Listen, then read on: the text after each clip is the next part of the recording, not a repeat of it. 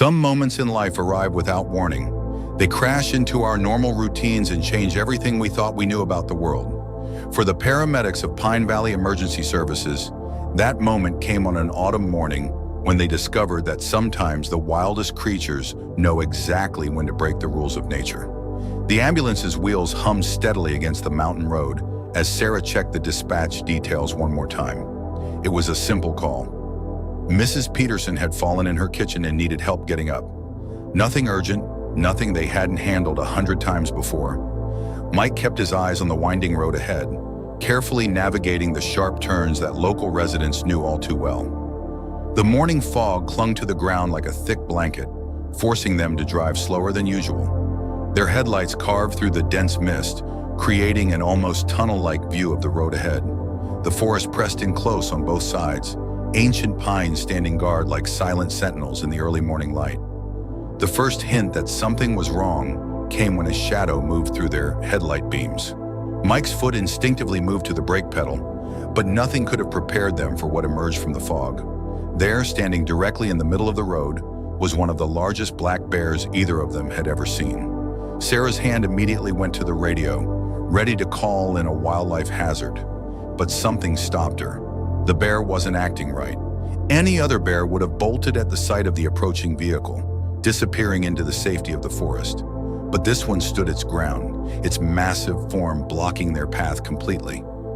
Mike's fingers tightened on the steering wheel. "Something's wrong," he whispered, voicing what they both felt. The bear was swaying back and forth, its head moving in an almost human-like gesture of distress. Its eyes reflected in their headlights, and what they saw there sent chills down their spines. There was intelligence in those eyes and something more: desperation.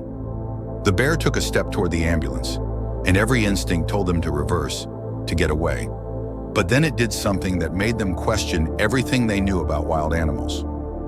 It raised its right paw, not in threat, but in an unmistakable gesture that looked almost like a human trying to wave someone down. Sarah had spent 15 years as a paramedic in these mountains. She'd seen bears before. They all had. But never like this. Never one that seemed to be trying to communicate.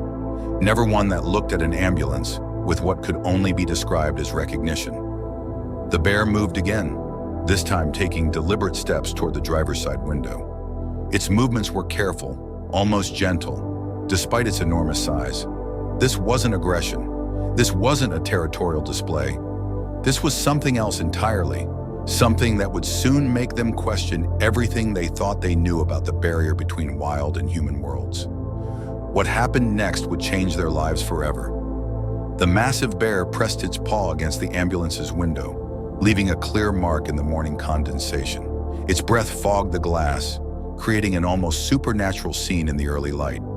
Sarah and Mike sat frozen, their years of emergency training offering no protocol for this impossible moment. The bear's eyes never left them. These weren't the empty, wild eyes of a predator. They held something that shouldn't exist in nature, a clear, focused intelligence and an unmistakable plea for help. The animal's movements became more frantic, but not with aggression. It would take a few steps away from the ambulance, then return, each time looking back at them with those unsettlingly aware eyes. "This isn't normal," Sarah whispered, her voice barely audible over their racing hearts. Every wildlife training session they'd attended had emphasized the same point. Bears avoid human contact unless threatened or hungry. But this bear showed no signs of either. Instead, its behavior resembled something they'd seen countless times before, in humans desperately trying to get help. The bear's next actions removed any doubt about its intentions. It moved to the front of the ambulance, raised itself on its hind legs, and placed both paws on the hood. The vehicle dipped under its weight. Then, in a display that defied everything they knew about wild animals, it lowered itself and took several deliberate steps toward the forest before turning back to look at them. When neither paramedic moved, the bear returned and repeated the action. Each time it moved toward the forest, its movements became more urgent. It would take a few steps, look back, then return when they didn't follow. The pattern was impossible to miss. It wanted them to follow it. Mike's hand hovered over the radio. They should call this in. This was the kind of situation that demanded backup, animal control, maybe even the Department of Wildlife. But Sarah stopped him with a gentle touch on his arm. 20 years in these mountains had taught her to trust her instincts. And right now, every instinct was screaming that this was different. The bear's behavior grew more insistent. It paced back and forth between the ambulance and the forest edge, its movements becoming increasingly agitated. Each time it returned to the ambulance, its eyes seemed to hold more urgency, more desperation. It would occasionally make soft grunting sounds, so unlike the threatening growls they'd been warned about in their wildlife safety courses. Time seemed to stand still in that mountain fog as human and animal stared at each other through the glass. The bear's chest heaved with exertion, its breath creating small clouds in the cool morning air. Its dark fur was matted in places, and now that they looked closer, they could see signs of distress in its posture and movement. Something was driving this creature to break every rule of nature, to seek out the very humans it should be avoiding. Something was wrong, terribly wrong. The kind of wrong that would make a wild animal overcome its deepest instincts and approach an ambulance, of all vehicles, for help. Sarah reached for her medical bag in the back, her mind racing through possibilities. In all her years of service, she'd treated humans, dogs, even a horse once. But a bear? The absurdity of the situation wasn't lost on her. Yet there was something in those eyes, something that spoke directly to her paramedic's oath to help those in need. The bear made one final, desperate attempt to communicate. It stood up again, its full height now visible, and let out a sound that was neither a growl nor a roar. It was something else entirely. Something that sounded almost like a cry for help. Then it turned and took several determined steps toward the forest, stopping to look back one more time with an unmistakable message. Follow me. The decision went against everything they'd been taught. Every protocol, every safety guideline screamed against following a wild animal into the forest. But as Sarah grabbed her medical bag and Mike collected the portable emergency kit, they both knew they had no choice. Something was pulling them forward, something more powerful than fear. The bear kept a steady pace, always staying just far enough ahead to be visible through the morning mist. Its massive form moved with surprising grace between the trees, constantly checking back to ensure they were still following. The deeper they went into the forest, the more urgent its movements became. Their boots crunched on fallen leaves and broken twigs, the sound eerily loud in the morning silence. No birds sang, no small animals scurried through the underbrush. The forest itself seemed to be holding its breath, waiting. The fog hung between the trees like a living thing, making each step feel like walking into the unknown. Sarah checked her watch. 5 minutes into the forest. They should radio for backup. 10 minutes. The bear's pace quickened. 15 minutes, and the morning light barely penetrated the thick canopy above. The bear was leading them along what appeared to be a game trail, worn into the forest floor by years of wildlife passage. The air grew thicker, heavier with each step. The bear's behavior became more agitated. It would surge ahead, then wait impatiently, dancing from paw to paw in a display of obvious distress. Its breathing had become labored, not from exertion, but from what seemed like growing anxiety. 20 minutes into their journey, they began to notice signs that turned their professional concern into real alarm. Broken branches lined their path, not from natural falling, but from something large moving through in a hurry. Deep scratches marked several trees, fresh enough that sap still oozed from the wounds. The bear had made this journey several times, recently and frantically. The smell hit them next. Something subtle at first, but growing stronger. Something that made both paramedics exchange worried glances. Years of emergency response had taught them to recognize the metallic scent of blood, even faint traces of it. Mixed with it was another odor, one that spoke of pain and distress. Their guide suddenly stopped, its entire body tense. The bear turned to look at them, and in the filtered forest light, they could see tears matting the fur below its eyes. Such a human detail on such a wild creature sent chills down their spines. The bear let out a low, mournful sound that seemed to vibrate through the very ground beneath their feet. Just ahead, the trees opened into a small clearing. The fog was thinner here, and the morning light filtered through in weak beams.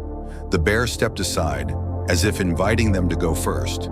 its eyes filled with an intelligence that seemed impossible. It moved with the heavy certainty of someone leading others to something they know will change them forever. As Sarah and Mike stepped into the clearing, the bear's strange behavior suddenly made perfect, horrifying sense. What they saw there would haunt their dreams for years to come, and forever change how they viewed the line between human and animal worlds. The clearing held a scene that drained the color from both paramedics' faces. There, in a shallow depression beneath a fallen tree, lay 3 bear cubs. 2 were motionless, their small bodies already still with death. But the third one was barely breathing, its tiny chest rising and falling in weak, irregular gasps. Around them, the ground was stained dark with blood, and scattered empty food wrappers told a devastating story. Sarah's knees went weak as the reality of the situation hit her. The cubs had found a campsite's discarded food, and with it, something deadly. Twisted metal cans lay scattered around them, their sharp edges gleaming dully in the weak light. One of the cans had been torn open, its jagged metal edges coated with dried blood. The cubs had cut themselves severely trying to get at the food inside, and from the looks of it, something in that food had poisoned them. The mother bear, the one who had led them here, moved to her cubs with such gentle care that it broke something inside both paramedics. She nuzzled the surviving cub, then looked up at them with eyes that contained a depth of pain no wild animal should be capable of showing. In that moment, they understood the full weight of what they were witnessing. A mother, watching her children die one by one, had somehow known that the humans in the big white vehicle with flashing lights were the ones who could help. Mike's hands shook as he opened his medical kit. The surviving cub was small, probably no more than a few months old. Its breathing was shallow, its gums pale, showing signs of severe blood loss. Around its mouth, foam mixed with blood indicated possible poisoning. What was even more shocking was how the mother bear moved aside, giving them space to work, as if she understood their purpose. The paramedics' training kicked in, overriding their shock. Sarah quickly assessed the cub's condition while Mike prepared emergency supplies. The cub had deep lacerations on its paws and mouth from the sharp metal, but the real danger was the poisoning. Empty containers of antifreeze lay among the trash, their sweet-smelling liquid a deadly trap for any animal that found them. The mother bear watched their every move, her eyes reflecting an intelligence that seemed almost supernatural. She made soft whimpering sounds, touching her nose to each of her dead cubs in turn, then looking back at the paramedics with such raw grief that it made them both catch their breath. This wasn't just animal instinct they were witnessing. This was a mother's desperate love, a love so powerful it had driven her to break every natural law to seek help from the very species that had caused this tragedy. Sarah's hands trembled as she checked the surviving cub's vital signs. Its pulse was weak and irregular, its small body growing colder by the minute. The mother bear's choice suddenly became crystal clear. She had watched her cubs falling ill one by one, powerless to help them. She had seen the white vehicles with flashing lights in town, had somehow understood they meant help. In her desperation, she had done the impossible. She had sought out humans, trusted them, led them here, all in a last desperate attempt to save her only surviving baby. The gravity of the moment hit them both. This wasn't just an emergency call. This wasn't just another rescue. This was a moment when the boundary between human and animal worlds had completely dissolved, leaving only the universal understanding of a mother's love and the desperate need to save a child. The mother bear stood guard, her massive form both protective and pleading as the paramedics fought to save her last surviving cub. Time seemed to stop in that small clearing, the fog wrapping around them like a protective cocoon. The only sounds were the ragged breathing of the dying cub, the soft whimpers of its mother, and the urgent movements of the paramedics as they worked. They knew they had to act fast. The cub was fading quickly, and they had no idea how long it had been since the poisoning began.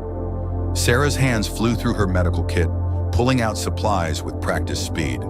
Every second counted now. The antifreeze poisoning was shutting down the cub's organs, while the blood loss from the cuts made everything more dangerous. They needed to work fast, but they also needed to be careful.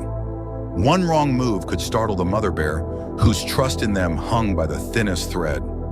Mike radioed for backup, his voice steady despite the situation. He called for wildlife services, a veterinarian, anyone who could help, but they were at least 30 minutes from the nearest help. The cub didn't have that long. They would have to do what they could with what they had. Sarah started an IV line, something she'd never imagined doing on a bear cub. The mother bear watched intently, her dark eyes following every movement. When the cub whimpered at the needle stick, she made a soft sound in her throat but didn't move. It was as if she understood they were trying to help, even though the process was causing pain. The complexity of treating a wild animal with human medical supplies forced them to adapt quickly. They had to estimate the cub's weight, calculate dosages meant for humans, and hope their decisions were right. One mistake could kill the cub faster than the poison. The pressure was immense, but their hands remained steady, guided by years of experience and the desperate need to save this innocent life. Time blurred as they worked. Mike monitored the cub's breathing, while Sarah pushed fluids and medicine through the IV. The morning fog began to lift, sending rays of sunlight through the trees to illuminate their desperate work. The mother bear remained a constant presence, alternating between watching them and gently nuzzling her dead cubs. The most challenging moment came when the cubs started seizing. Sarah and Mike exchanged alarmed looks. They had to act fast, but the wrong treatment could be fatal. Sarah made a split-second decision, adjusting the medication with a silent prayer that she'd made the right choice. The mother bear sensed their increased urgency, moving closer, her massive form casting a shadow over them as they fought to save her baby.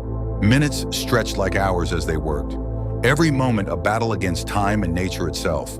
The cub's life hung by a thread, its fate resting in the hands of two humans who never imagined they'd be trying to save a bear cub in the middle of the forest, while its mother watched with an intelligence that defied explanation. The first sign of hope came as the sun reached its peak above the clearing.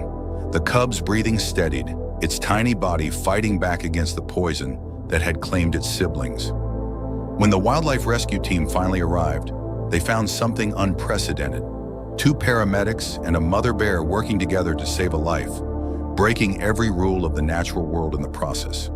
Sarah and Mike stepped back, their uniforms stained with dirt and bear cub's blood, as the wildlife veterinarians took over. The mother bear remained calm, somehow understanding that this new group of humans was also here to help. Her trust, born of desperate need, had never wavered. Hours later, as the rescue team carefully transported the surviving cub for further treatment, the mother bear did something that would stay with both paramedics forever. She approached them slowly, her massive head lowered, and gently pressed her forehead against each of their legs in turn. It was a gesture of such pure gratitude that Sarah found tears streaming down her face. The story spread quickly through the emergency response community. Some called it a miracle, others a fluke, but for Sarah and Mike, it was something far more profound. They had witnessed a mother's love transcend the boundaries between species, had seen intelligence and trust in the eyes of a creature they'd been taught to fear. The event changed more than just protocols. It led to new training programs for emergency responders, focusing on wildlife encounters and the complex relationship between humans and the natural world. The clearing was cleaned up, the dangerous trash removed, and new measures were put in place to protect both wildlife and their habitats. But the most lasting change was in the hearts of those who were there that day. They had seen something extraordinary, a moment when the artificial barriers between human and animal worlds dissolved, leaving only the universal understanding of love, desperation, and the drive to protect one's children. In that forest clearing, they learned that sometimes the wildest creatures know exactly when to trust, and that miracles can happen when we're brave enough to trust them back. If you were moved by this incredible story of survival, hope, and the unbreakable bond between a mother and her children, make sure to subscribe to our channel. Every week, we bring you amazing true stories that showcase the extraordinary connections between humans and animals. Hit that subscribe button to never miss another heartwarming tale of courage, compassion, and the remarkable moments that remind us just how special our relationship with wildlife truly is.